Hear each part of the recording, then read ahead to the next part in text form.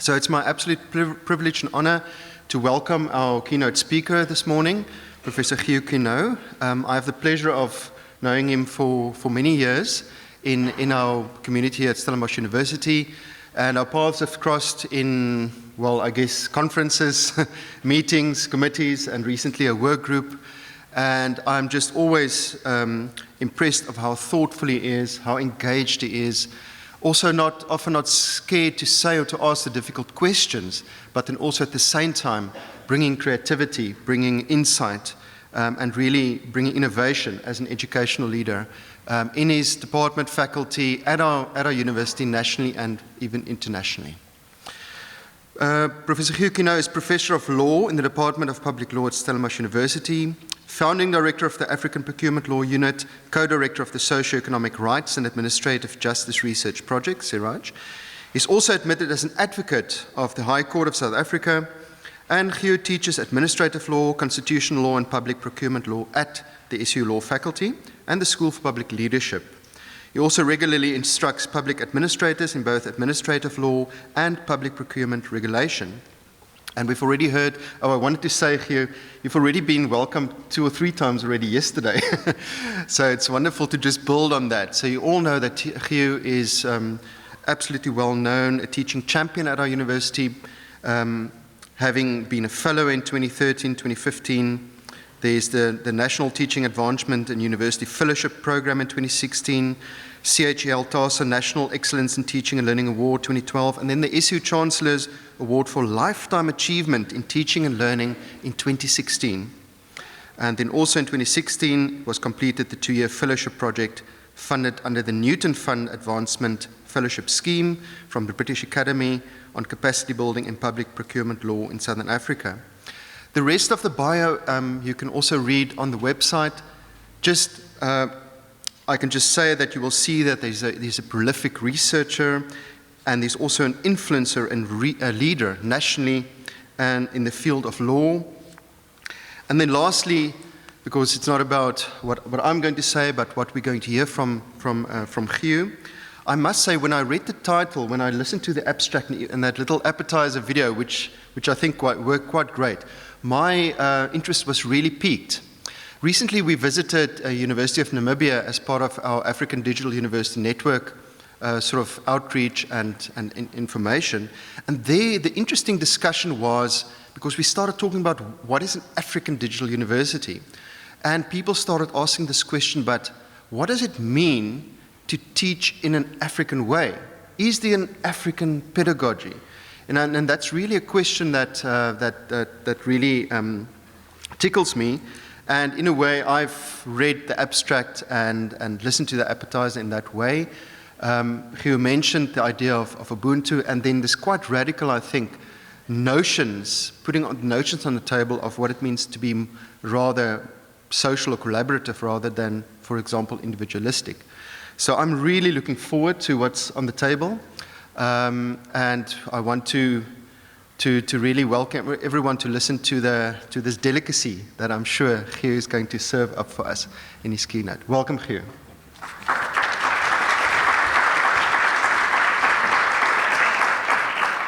Thank you very much, JP. I assuredly feel very, very welcome now at this conference. I always feel welcome at this conference.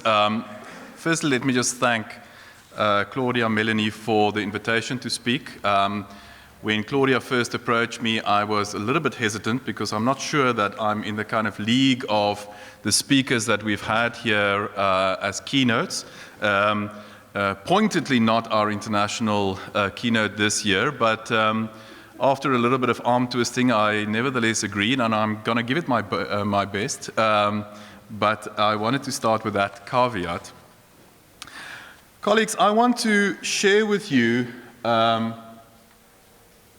some thoughts on your teaching matters. What I want to explore in this presentation is to focus on a collaborative paradigm of teaching and learning. I ask what the relationship is between the you and the our when we say your teaching matters. I want to argue that The hour, the relational, is an inherent part of the individual statement, your teaching matters.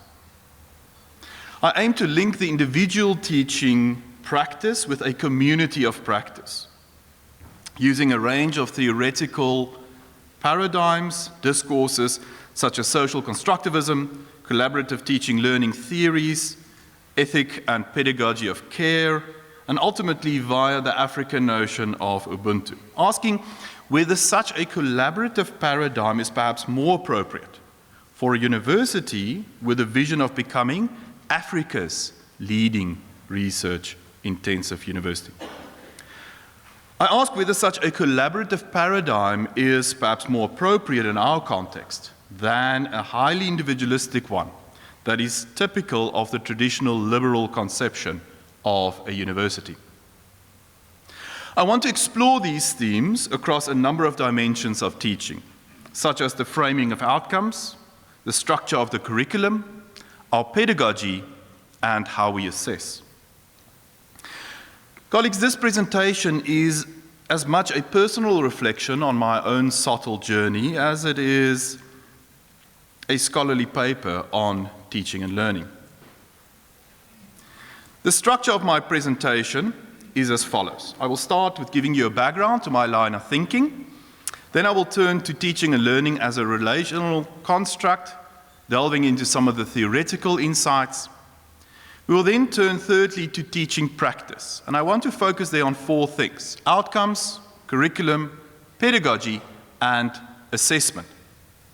And finally, I want to draw some conclusions from all of this. So let us turn to a background to my line of thinking that got me here. My line of thinking in this presentation is largely inspired by an article written by our own Professor Eli Bitzer and published in the South African Journal of Higher Education in 2001, entitled Understanding Cooperative Learning, a Case Study in Tracing Relationships to Social Constructivism and South African Socio-Educational Thought.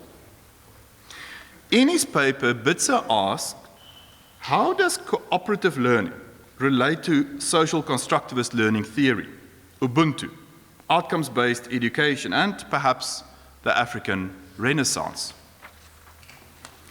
These questions resonated with my own reflections on teaching and on my discipline, which is law, as you've heard. Across a range of different capacities, I was increasingly confronted with this question of collaboration. In a theoretical framework that I developed to guide the teaching of law in South Africa called Transformative Legal Education, TLE, I grappled with the linkages between a new paradigm of law under our Constitution, which privileges justification over authority, and the teaching of law, drawing on social constructivism as a viable learning theory to inform such teaching. In my disciplinary research and professional life as a lawyer, I grappled with the emergence of the notion of meaningful engagement in our law as a dimension of fundamental rights that aims to give effect to participatory democracy as a key characteristic of the type of democracy we have in South Africa through collaborative decision-making.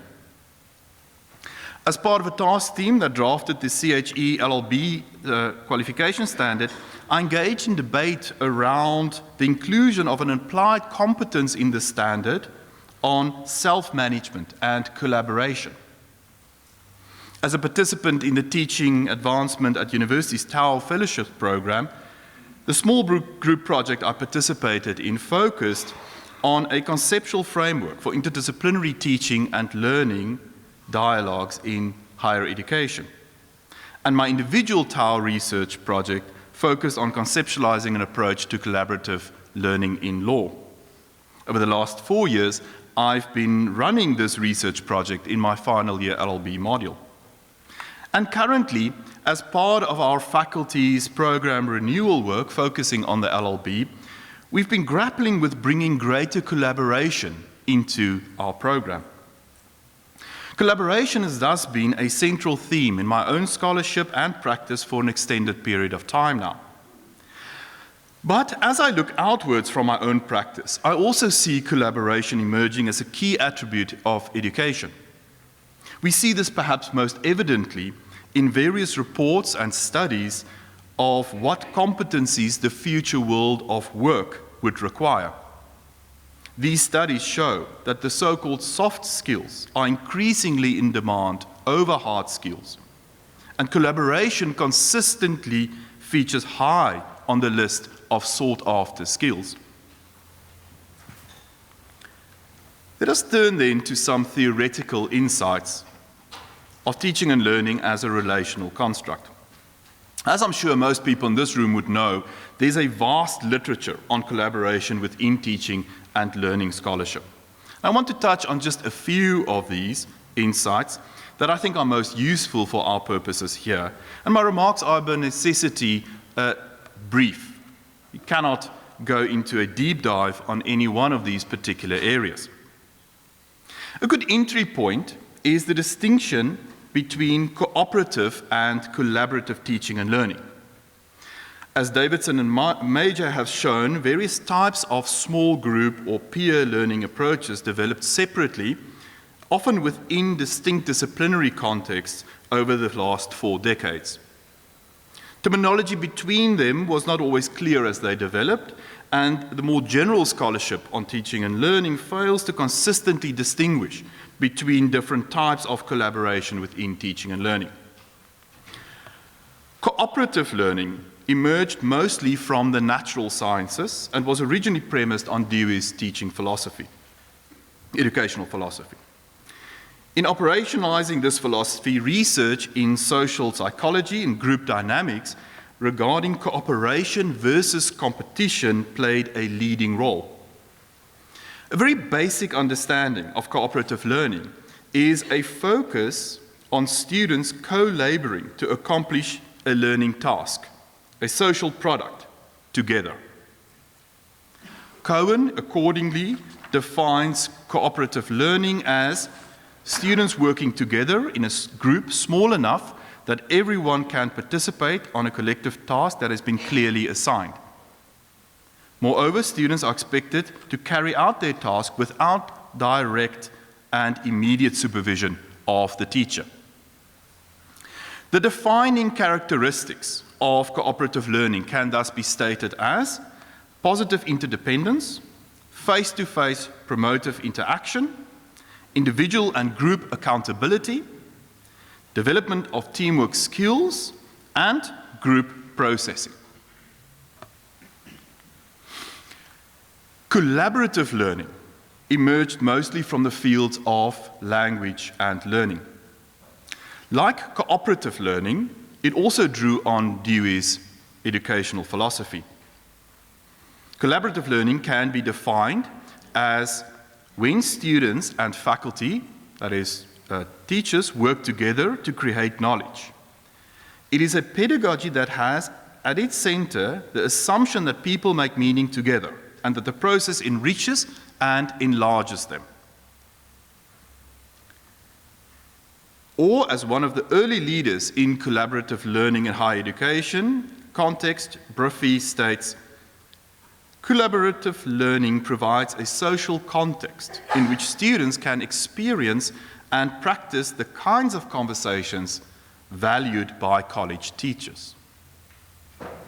While collaborative learning shares many characteristics with cooperative learning, key distinctions are the role of the lecturer, which is more pronounced in collaborative learning as part of the learning community, a higher degree of criticality, and the nature of interdependence between group members.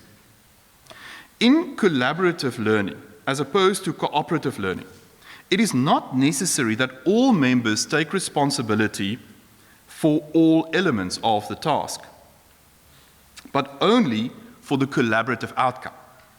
The task may thus be divided, with group members making distinct contributions in collaborative learning, as long as the contributions may be interdependently combined to generate the whole outcome.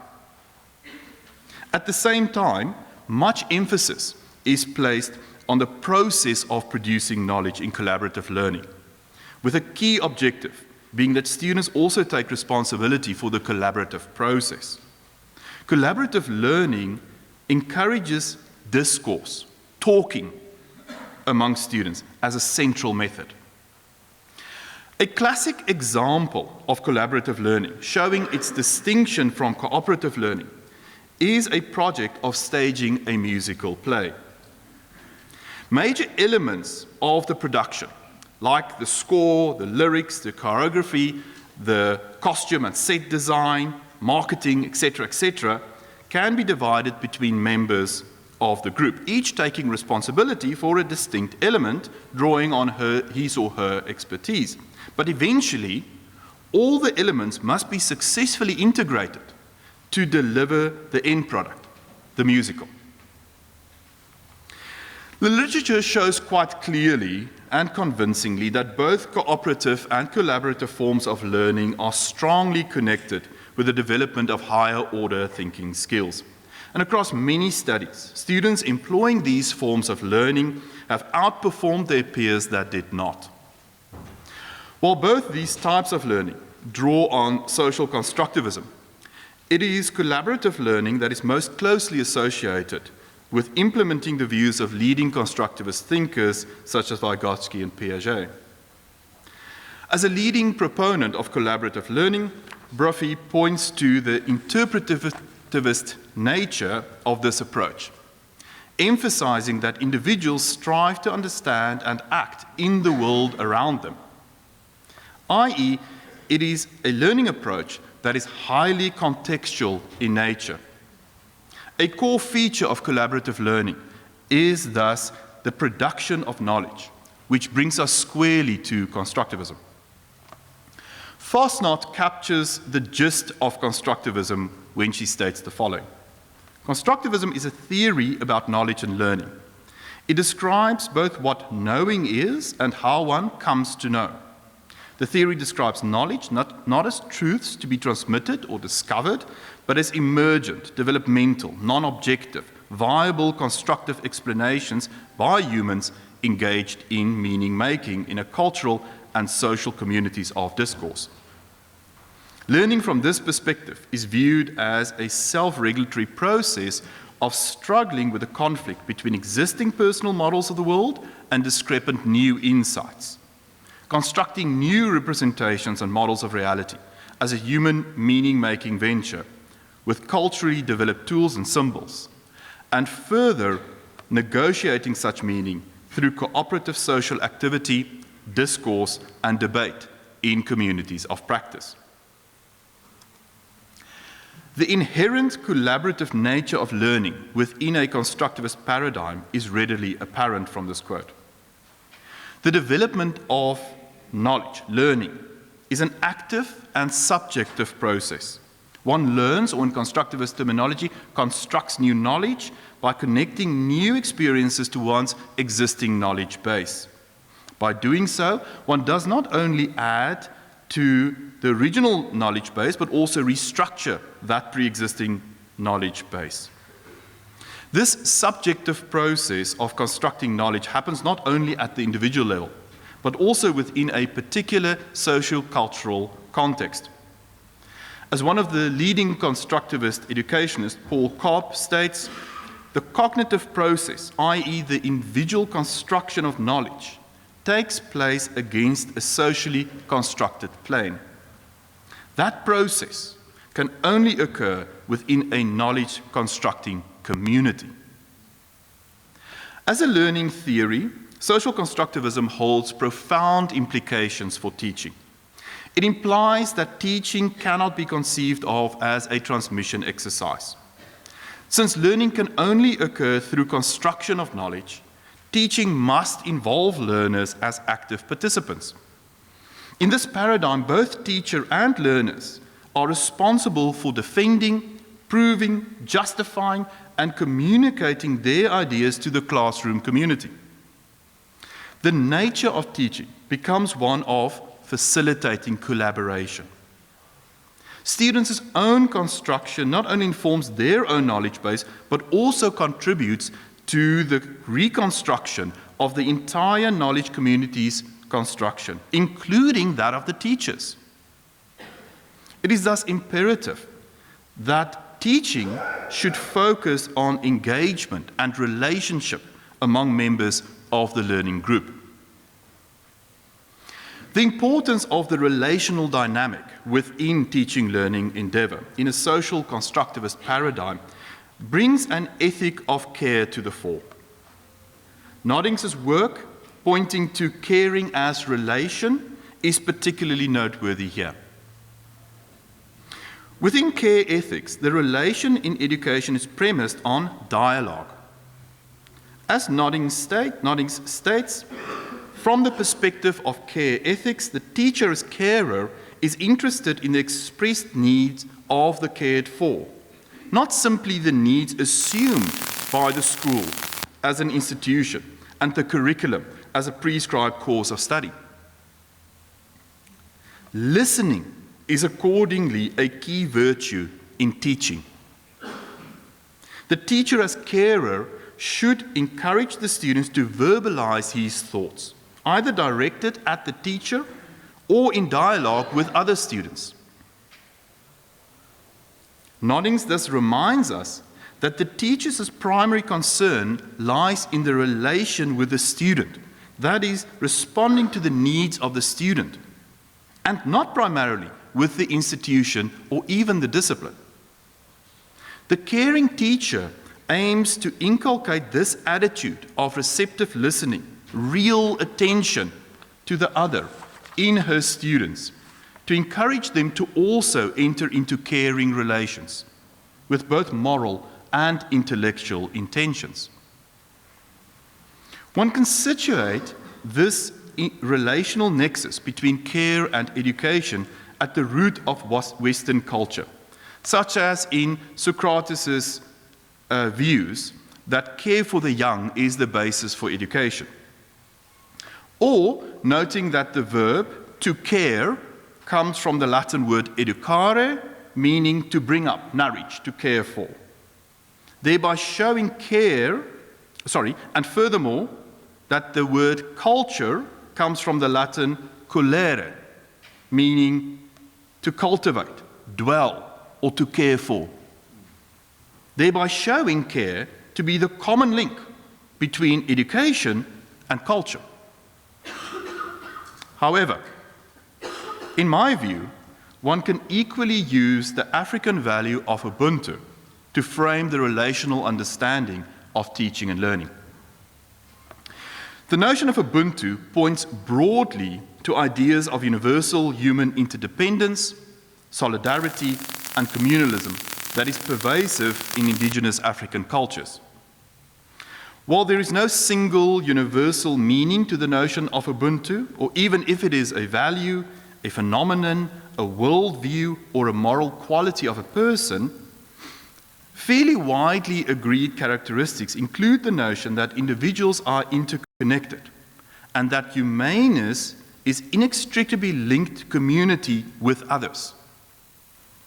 A seemingly more modern take on this core meaning is captured in the Nguni proverb, and please excuse my white tongue in pronouncing this, Imuntu, Ngumuntu, Ngabatu, which translates to a person is a person through others, or I am because we are. Our own Pumla Gaboro Madagizela adds that its essence is about the capacity for empathy with another person. You see, that is the essence of Ubuntu. That capacity, which I think is something we ought to have as human beings, and which is present in all of us.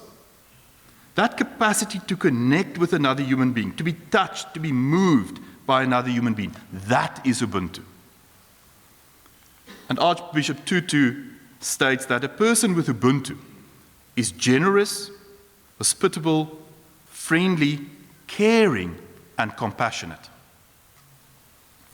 It seems to me that the collaborative learning in the social constructivist sense, with the type of care that an ethic of care posits within these collaborative relations, can be understood as a way to anchor our teaching practice in Ubuntu. But here is the normative question. Does the argument that we can understand a collaborative approach to teaching and learning in terms of Ubuntu mean that we should do so? In my view, the answer is yes, we should. I would argue that the traditional liberal conception of the university and the more recent increasing neoliberalizing of higher education are not fit for purpose in our context.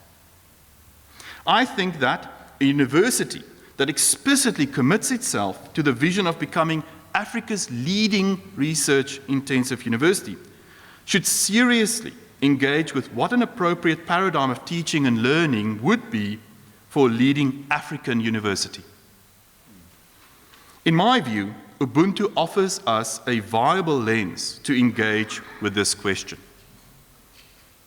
It tells us that traditional liberal emphasis on individualism and competition, on rational intellectualism and denial of effect, of personally profitable exchanges, and imposed standards of excellence and quality manifested in audit culture, reflecting the deemed universal characteristics of those with power, are ill-suited to our context.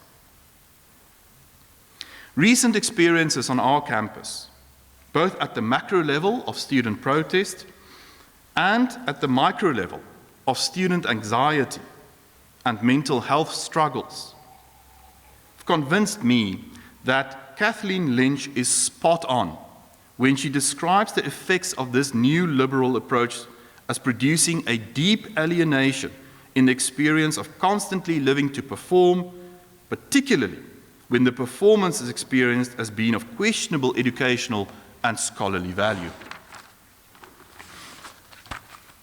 Adopting an approach to teaching and learning anchored in Ubuntu would call for collaboration to be the default mode. It would force us to focus firstly on the relations at stake in the teaching-learning endeavor and the care that is required to foster interdependence within a community of learning, aimed at constructing meaning together. Such an approach, anchored in indigenous ways of being, is also not at odds with the desire to be part of a global knowledge-producing community. As Noddings states, all over the world, thoughtful educators now emphasize the need to place cooperation over competition. This does not mean to eliminate competition entirely. Some competition is both necessary and healthy. At its best, it helps us to improve performance and turn out better products. In the 21st century, however, recognition of our global interdependence and a commitment to cooperation must replace the 20th century emphasis on competition. All of this may seem conveniently abstract to you. So let us turn to a few dimensions of teaching-learning activity to explore the implications of such an approach in practice. And I want to explore the potential implications of these theoretical insights across 4 dimensions of teaching, namely outcomes, curriculum, pedagogy, and assessment. I follow this structure merely for the ease of the presentation, and I in no way want to suggest that these are independent or distinct parts of teaching. Firstly, outcomes. In recent years, we've all become intimately familiar with outcomes as the drivers of our teaching, practice, and design. At least since the 1990s, outcomes have become a key ingredient in designing teaching and learning. They exist at different levels. Institutionally as graduate attributes, at program level, at the exit level of a particular degree program, increasingly in South Africa now in the form of qualification standards nationally set, and at course level as module outcomes or course intended learning outcomes, RLOs. At all levels, the outcome tells us what the student should be able to do after the successful completion of the relevant teaching.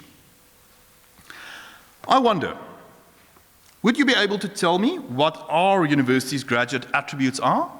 Let's see if we can draw up this list. Who wants to tell us? Please.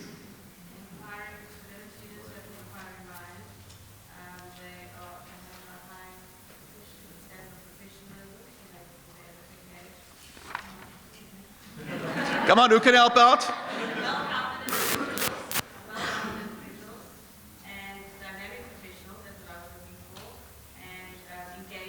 There we go. Right, so the four main ones are, and that was done without even Googling, I can tell you from the front. So the four main ones are an inquiring mind, an engaged citizen, a dynamic professional, and a well-rounded individual.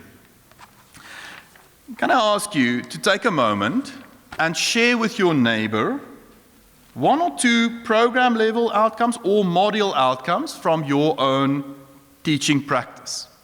So tell your neighbor of at least one outcome that you're familiar with from your own environment, either program or module level, and then we'll get some feedback. So don't be shy, let's collaborate with your neighbor.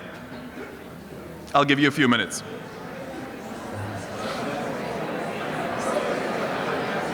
We doen ons vir tyd? Okay. Baie tyd. Baie vinniger as ek gedink het dit sal. Ons kan hulle meer tyd gee dan. Ja, is goed.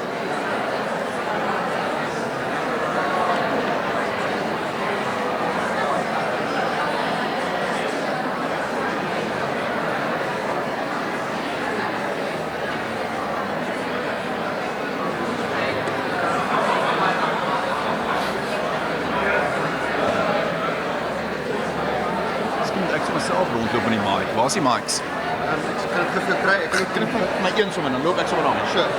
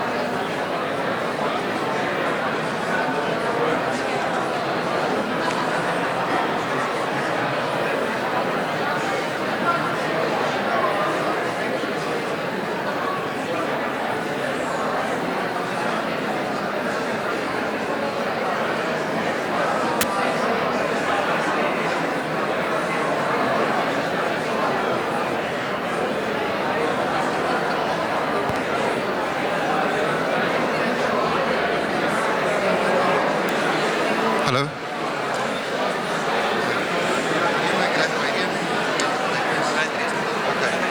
Goed, dis van net my reën is aan, ja.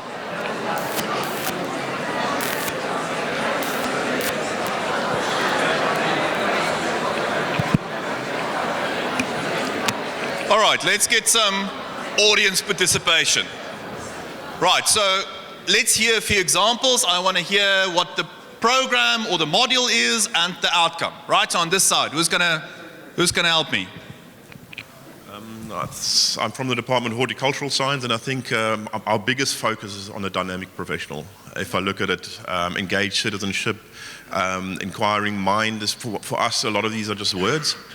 How do you determine if somebody is a lifelong learner? With how I teach, do I create a lifelong learner? Critical thinking and whether I'm actually able to create that depends entirely on the assessment, probably. So I would say from myself and maybe the department, I would say dynamic professional. Thank you. Right, this block, please. I think my colleague Debbie and I agreed that dynamic professional, we're basically a handmaiden to industry. So we focus very, very much on producing dynamic professionals, well-rounded individuals, innovation, critical, creative thinkers. There are a few of our students and inquiring minds who are going there, but the program itself is geared towards professionalism and the industry. Thank you. Let's get someone here. Teacher development education module, and we have them take on multidisciplinary critical perspectives on the development world and how that interrelates with their own views. So I guess engaged citizen and inquiring mind. Thank you. Let's take the last block. Right, so taker from this block. Let me just warn you, I'm not above cold calling. Come on. In physics, I think it's pretty easy. An inquiring mind and a dynamic professional is really what we're striving for. Excellent, thank you. So what did you note of the list on the board and everything that we've heard just now? What is the common characteristic? Well, let me tell you, it is, I feel like a real in charge talk show host here. I might have another career after this one. The common characteristic is that they are all individually formulated. They tell us what the individual student should be able to do. In other words, it focuses exclusively on the individual student. Sure, RLOs now routinely contain a distinct graduate attribute, outcome, that talks to the individual student's ability to collaborate, but it's still the focus on the individual student. So the question for me is, can we conceptualize outcomes in a way that does not place the focus exclusively or even primarily on the individual student? Put differently, if we take a collaborative approach to be the paradigm in teaching and learning, what could outcomes look like that reflect the attributes of the community of learning and not just the individual student as the outcome of the teaching learning process in that context? Let us return to the collaborative learning example of a moment ago of the musical production. You'll remember that the example entailed different students making different but interrelated contributions in the successful staging of the production. What would outcomes look like in that example? Perhaps something like a student should be able to make a meaningful contribution to the successful production of a musical play. Well, this is, of course, highly generalized outcome. And the question emerges whether it serves any purpose in that form. Perhaps part of the solution in framing outcomes more collaboratively lies in linking a capabilities approach to insights from care ethics. Learning outcomes, if they are to be used at all, could be set collaboratively so that they reflect the real developmental and educational needs of the learners and not the assumed needs, and in particular be formulated along the lines of functionalities in sense capabilities approach, referring to the various things that a person may value doing or being in order to facilitate the capabilities to choose a life one has reason to value in sense paradigm. Formulating outcomes in a more collaborative way would be essential for the success of introducing more collaborative approaches in the other dimensions of teaching and learning as well, given the role of outcomes currently as a building block of all our teaching learning activities. Turning then to the curriculum. If we wish to encourage a more collaborative paradigm of teaching and learning, we will have to reconsider critically our current approach to curriculum design. I'm not sure that studying a distinct field within a distinct module, within a distinct program by an individual student, from entry to exit, can necessarily deliver the type of collaborative learning that I have in mind or that Ubuntu would calls for. In my view, our curriculum design is simply too rigid. I think we will achieve greater collaborative success if we were to adopt a more flexible and fluid curriculum design. This should allow for much greater freedom to students to move between disciplines and combine learning from vastly different areas around their own interests, rather than a rigid, predefined set of courses that we consider essential for them to master in order to pursue a career that we have defined. It should also involve offering courses that deliberately combine different disciplines around central themes. And problem-based learning approaches as one well-developed form of collaborative learning would be an obvious way to achieve such a curriculum design? Would it, for example, not be more meaningful in contemporary South African context for students to take courses that grapple with the land issue, that draw from distinct disciplines such as economics, political science, agronomy, urban development, history, law, agricultural economics, anthropology, conservation ecology, psychology, food science, etc., etc., etc. I'm confident that if we were to collect course frameworks from relevant modules across these disciplines that is currently being taught at our university today, we will find the issue of land reform being raised in all of these modules, but never in conversation between them. However, at present, our curriculum design forces students to engage with the key issue of land in isolated, fragmented ways, not in a collaborative paradigm that will enable them, and us for that matter, to better understand the issue of land within our community. Of course, we can design a program on land reform that will bring together all these disciplines with a host of modules. But that will take at least 3 years, by which time the debate would have passed us by. Our core approach to curriculum design across fields and disciplines and faculties and departments will have to be more flexible and nimble than it currently is. To my mind, one of the most exciting developments in this area at our university is the increased opportunity for collaboration between curricular and co-curricular activities.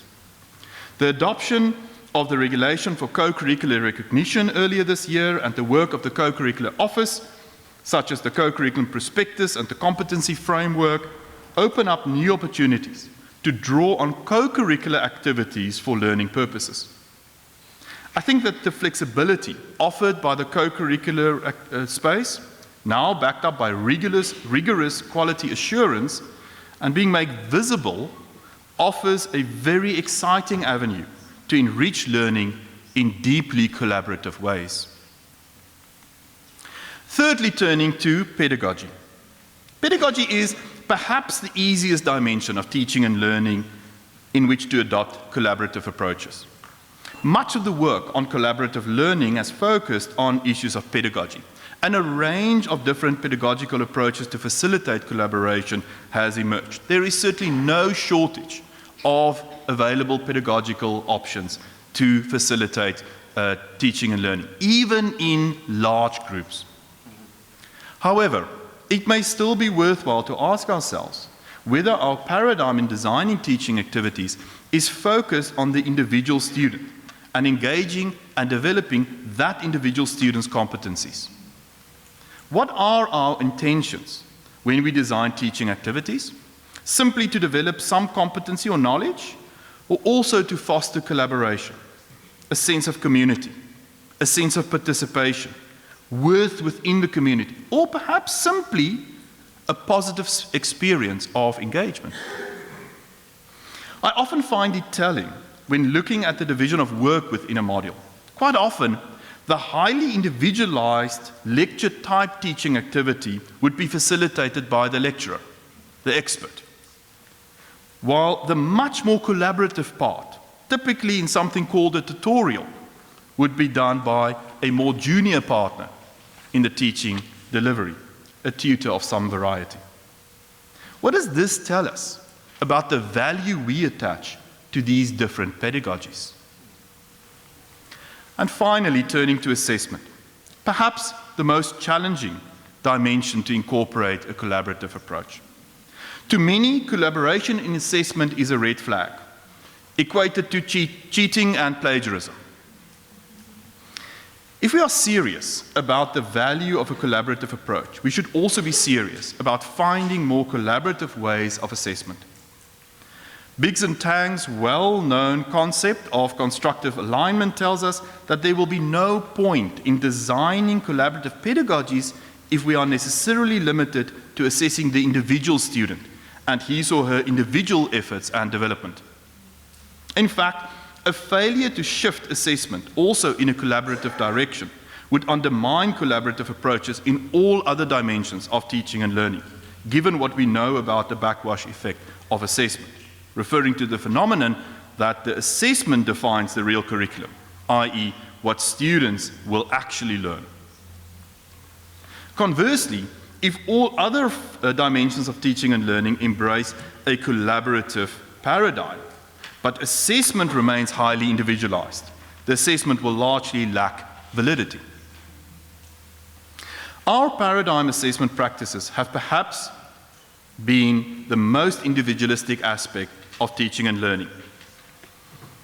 As Lynch states, focusing on measurable outputs has the ultimate impact of defining human relationships in the university in transactional terms as a means to an end, the end being high performance and productivity that can be coded and marketed. This reduces first-order social and moral values to second-order Trust, integrity, care, and solidarity are subordinated to regulation, commitments, and practices, to regulation, control, and competition. Motta and Bennett adds that the very conditions, commitments, and practices of mutuality, relatedness, and dialogue that foster an inclusive and nurturing higher education institution become relegated to irrelevance and explicitly derided. Peer assessment is perhaps the most prominent candidate for an approach to assessment that can give expression to a more collaborative paradigm of teaching and learning. Kohler and Fisher describe peer assessment in terms of the following four overt activities. Task performance, which can be either individualistic or collaborative. Feedback provision, which involves one student assessing another student's task performance. Again, this could be either individual exercise or collaborative. Feedback reception, where the original task performer receives the feedback from the peer assessor, and as with the previous step, this can be individually or collaboratively done. And finally, revision, where the task is revised in light of the assessment. And this can be done individually or as a collaboration between the original task performer and the assessor. Kohler and Fisher further point out that the high level of cognitive processing may occur with more interactive forms of peer assessment, meaning higher levels of collaboration at each one of these four steps.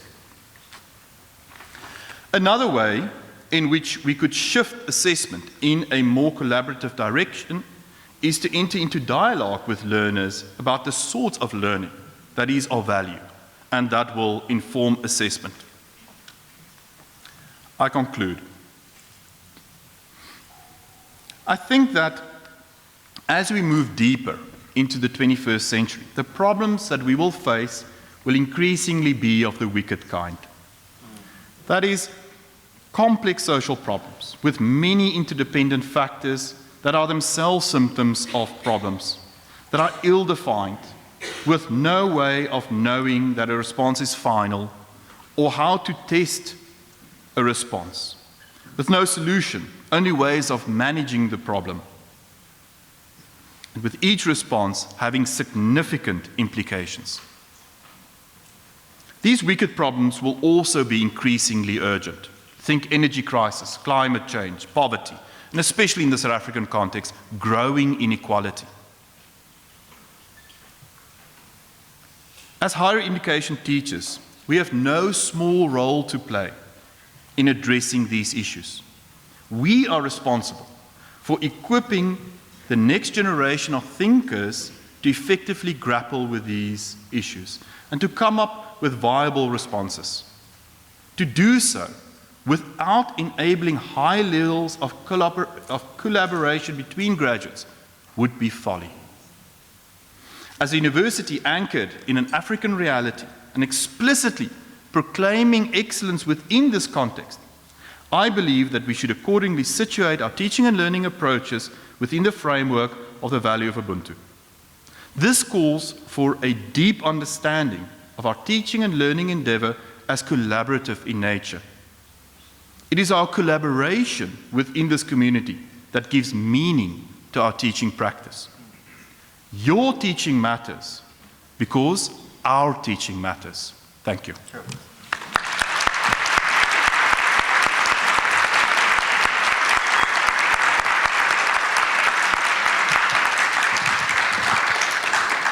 Thank you so much, Hugh. There is ample time, about, I guess, 5 to 10 minutes for responses, which I'm sure there will be more on the floor. And we have the roaming mics that we ask that you please use. All right. Please. Thank you very much for a rigorous and timely talk. I think with Ubuntu, I would like to ask, is there any sense to extending this notion to collaboration out into communities too? And so it's not just about us breaking down silos internally, but also breaking out into community participatory action methodologies, please. Absolutely. Absolutely. There's no reason to think that a collaborative paradigm is restricted to collaboration just within a particular classroom or within a particular institution. Collaboration at its deepest level must involve collaboration across the board. To the extent of, for example, asking what kind of questions are the questions we should be grappling with? What are the priorities of our society? What is our value to our society? Yes, absolutely. There's a question there. Thank you for a very insightful presentation, Professor. Clearly, we see the true lecturer entering a classroom, not one wearing a mask all the time. All these developments in technology, social media, has stripped us of all our masks. And we see that lecturers come, they acknowledge their gender, their particular nature, and the students found that very embracing. The sense of, I'm coming into the open. I'm bringing everything. We have lecturers that even bring their children into the classroom because there's nobody that can care for them. Those are the developments, and I'm asking the question whether we at this institution are prepared to disrupt the old model of teaching that we have been so used to. Maybe your thinking on that. Thank you. Well, I would hope so. I would challenge the colleagues here to push forward that agenda.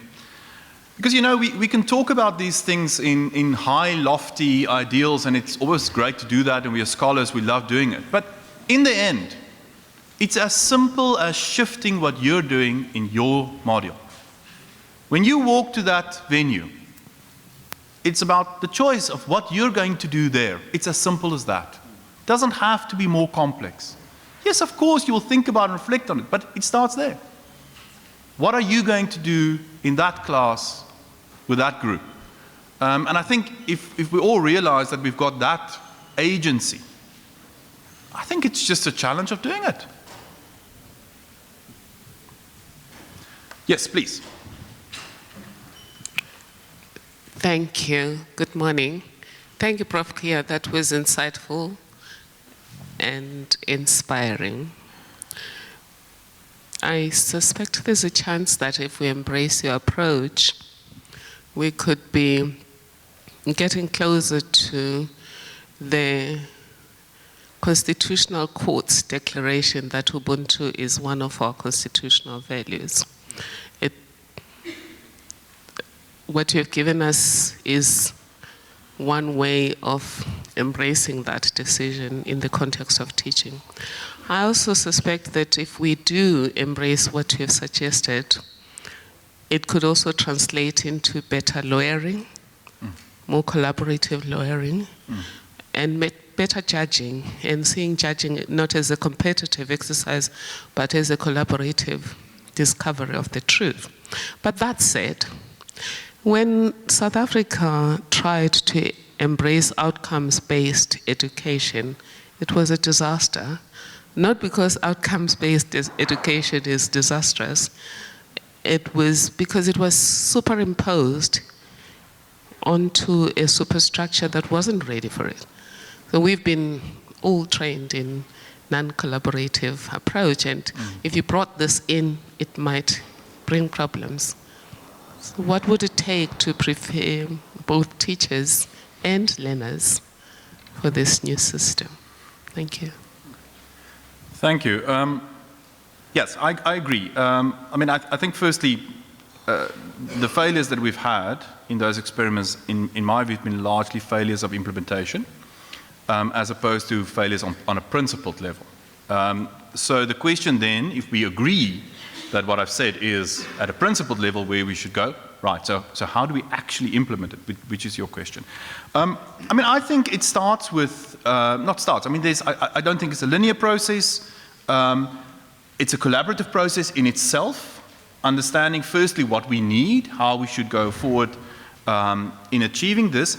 But one of many starting points would be simply to bring in our students into this endeavor. I think we should be careful of not making the mistake again of thinking that I, as a now aging white male, can stand here and define what this approach is and then expect everyone to follow it. That is exactly what I'm not asking for. All I'm saying is, let's go then to our students. Let's engage them. Let's get from them what we need to do. And I think just starting there, just opening ourselves up to real collaboration in the entire endeavor of teaching and learning, I think is a good starting point. In that, of course, it would require all of us to park our preconceived ideas, our kind of inherent cultural embedded reactions, instincts of what teaching should be, of what assessing should be. We need to suspend that for the duration of a proper conversation. And then, as in an ethic of care, we should really listen. We should really listen. Really pay attention to what we're hearing, and then take it from there. Of course, it wouldn't hurt if we were, in higher education, to follow the example of our colleagues in primary and secondary education, in at least all getting some training in education. But I guess that's a conversation for another day. Clearly, this audience likes that thought. If we now can just convince our colleagues. But, I mean, I think conferences like this is already quite helpful. Sorry, Julian, yes. All right. Gillian Arendse, I'm in student recruitment. Often when we talk about education, we talk about what we do, we talk about if we do it.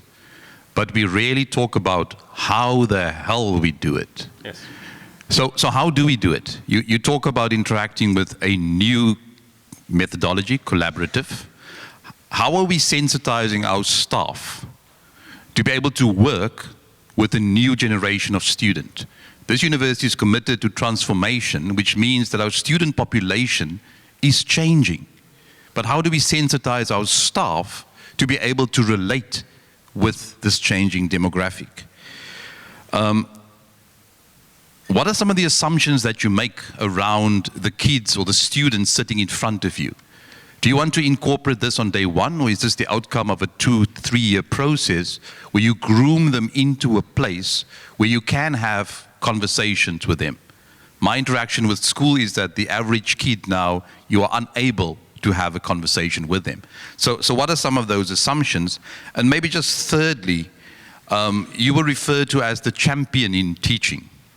So is there tension between being the champion of teaching and this collaborative model that you're trying to put on the table? Because being the champion is performance driven, that's you by yourself doing your own thing. And how do you break that tension?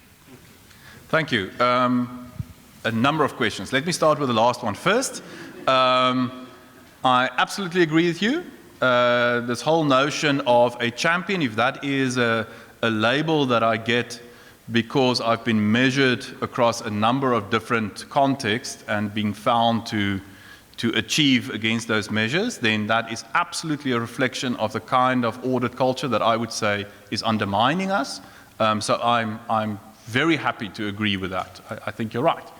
I do think, however, at the same time, that this very conference and just the volume of participation from our institution speaks to a community in engaging with these questions. So we're not coming together to listen to just one or two people, but we're actually spending 2 days together in 86 something, where's Claudia? 89 different. So I think that already is a step in the kind of direction that I think is quite healthy. Your other question is, of course, that's the absolutely hard question. It's people like yourself that will have to help us. We need a lot of help to understand how do we relate to the students in front of us, just generally. Not talking about those actual students coming in and the differences they may have and the diversification of our institution. Just as a general sense, if I stand in front of a group, I'm meant to facilitate a collaborative exercise with them that should construct knowledge. How do I actually do that? What are the kind of competencies that I would need to be that facilitator? So I think that is a first very important part of development that we will have to seriously think about for all our staff, because I think that's an essential part of being a teacher. Then I think the next point would be, especially at the beginning, where the students coming in may not have all the competencies that either they traditionally had or the group we traditionally saw had or whatever, but they all come in with an idea of what they want themselves, what it is that they value as a person. And I think we need to start the conversation there. A few years ago, I had the privilege of teaching simultaneously at the beginning of the year, first semester, first-year law students and final fourth-year law students at the same time. So I would literally walk from the one lecture, first years to the next one, final years. And I was absolutely struck by the difference in the energy, the difference in the conversations. Those first years were only interested in talking about justice and how I'm going to change the world and why I'm here. The final years had no interest in that conversation whatsoever. They had an interest in passing the exam, in getting the degree. So somewhere in between something happened. I don't know what it is. But I think harnessing that energy right at the start, premised on what those students, firstly individually and then as a collective, when you properly facilitate, feel what is the point of us sitting here in this biology class? And building on that, I think gives us an opportunity at least to start to have the kind of conversation that I think we need to have. And then of course, it will only develop over time. This is not something that can happen overnight. It's not static, it's dynamic. So I think it must be ingrained as part of our method on a permanent basis. And that of course calls into questions things like a yearbook that in religious holy script tells us what we are absolutely allowed to do and not to do. I think that undermines the kind of approach I would like to see. So some very loose thoughts. There was another one there. Yes, last one. Last one. Excellent. Geo, thank you so much for really speaking to so many of the things that I've been grappling with and thinking about for a long time, and it's beginning to crystallize myself. The question I suppose I have, or the comment I have, is I wonder that part of our challenge here, in terms of moving to a more collaborative space, is that, certainly I'll speak for myself here, has been coming from a point of view where my learning was me sitting at my desk, going through examples, seemingly a very individual process. And in my own work with decolonization, recognizing that actually learning is far more social than we have recognized within our institutional culture. Yeah. So part of the problem is not how do we deal with these kids. Part of my problem is how do we recognize our own blindness. Absolutely. Thank you for that comment, because I think as the final question, it so neatly ties in what I've been trying to say with what Dr. Mighty said yesterday. This struggle of your own identity as informing your entire approach. And I think you're absolutely right. This starts, if there's a starting point, I'm not convinced, because I'm not convinced of a linear approach. But again, one entry point must be a very, very deep and critical engagement with our own identity. But it brings me back, I think that's where Ubuntu again is really helpful, because it gives us a construct to understand our own identity in relation to the community.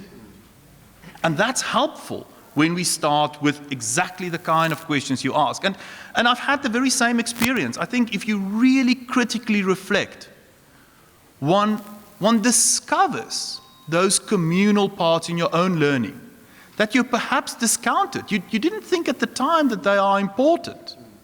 They happened in between. They happened as you were walking to class with your peers and you were having a conversation.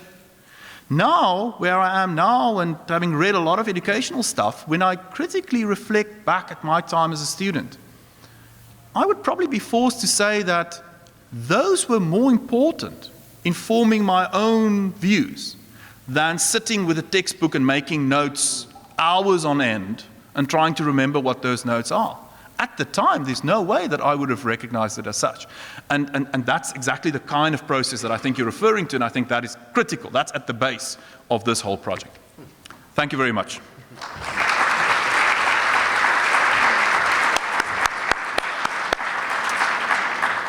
It's my privilege now as a community to say thank you. Here we listened to every word. I promise a delicacy. And every word tasted good. So let's continue this very important discussion. So thank you. Let's give here another round of applause.